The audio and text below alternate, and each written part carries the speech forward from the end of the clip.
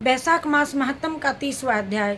श्री कृष्ण गोविंद हरे मुरारे, हे नाथ नारायण वासुदेवा। श्री कृष्ण गोविंद हरे मुरारे, हे नाथ नारायण वासुदेवा। श्री कृष्ण गोविंद हरे मुरारे, हे नाथ नारायण वासुदेवा। बैसाख मास महात्म में 30वां अध्याय। श्रुति देव जी कहते हैं कि हे राजन, बैसाख शुक्ला की अंतिम 3 तिथि होती है, त्रयोदशी, चतुर्दशी और पूर्णमासी। बहुत शुभ कर्म है, अच्छा जो आप इस अध्याय के बीच में अंदर आए। त्रयोदशी, चतुर्दशी और पूर्णमासी ध्यान से सुनिए बहू जी, बहुत ही शुभ फल देने वाली होती हैं। बैसाख मास में 3 तिथियां पुष्करणी कहलाई जाती हैं, 3 तिथि लास्ट। और यदि जो बैसाख में महीना भर तक स्नान ना कर सके तो इन 3 दिन तक स्नान करने से पूर्ण फल मिल जाता है।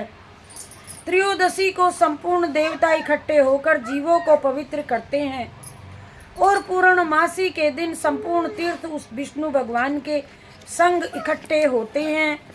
और कोई ऐसा ही पापी, चाहे ब्रह्मघाती, चाहे मद्यपान करता हो, ये सब को पवित्र कर देते हैं। और प्राचीन समय में एकादशी के दिन भगवान ने अमृत उत्पन्न किया था और द्वादशी के दिन उसकी रक्षा की थी।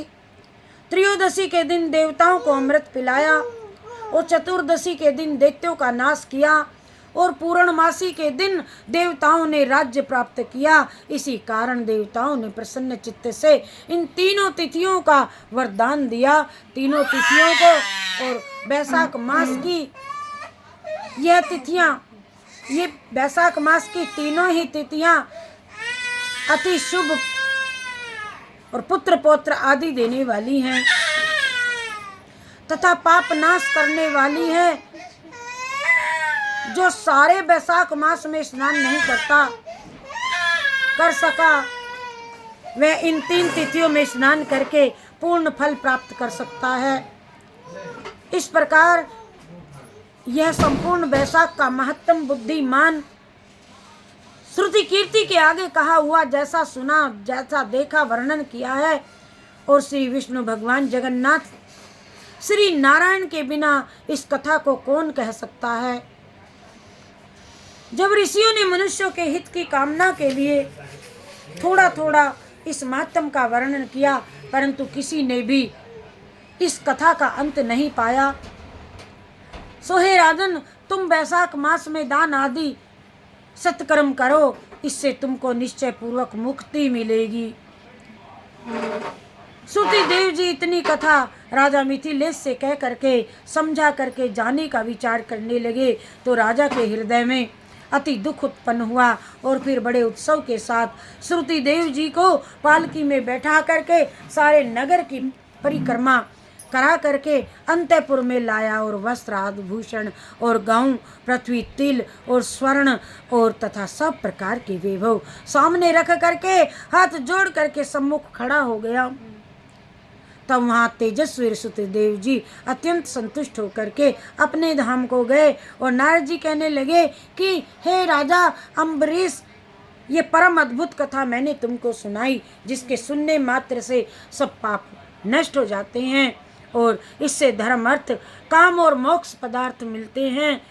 तब नारद जी के ऐसे वचन सुन महायशस्वी अम्बरीश अत्यंत प्रसन्न हुआ और नारद जी को प्रणाम करके विधिवत उनका पूजन किया। नारद जी की राजा की आज्ञा लेकर के चले गए, क्योंकि वह श्रापवश कहीं ठहर नहीं सकते थे। सूत जी कहने लगे, जो पापों के नाश करने वाली तथा पुण्य को बढ़ाने वाली इस परम अद्भुत कथा को पढ़ता या सुनाता है, वह परम गति को प्राप्त होता है। इति बैसाख महात्म समाप्तम। हरि शरणम हरि शरणम हरि शरणम हरि शरणम हरि शरणम हरि शरणम हरि शरणम हरि शरणम हरि शरणम हरि शरणम हरि शरणम हरि शरण। जय श्री कृष्ण चंद्र भगवान की, जय विष्णु भगवान। वैशाख मास महत्तम की सभी संपूर्ण कथाएं आज सब आपके अर्पण मस्तु। जय श्री कृष्ण, जय राधे राधे। ये भगवान जी का फोटो।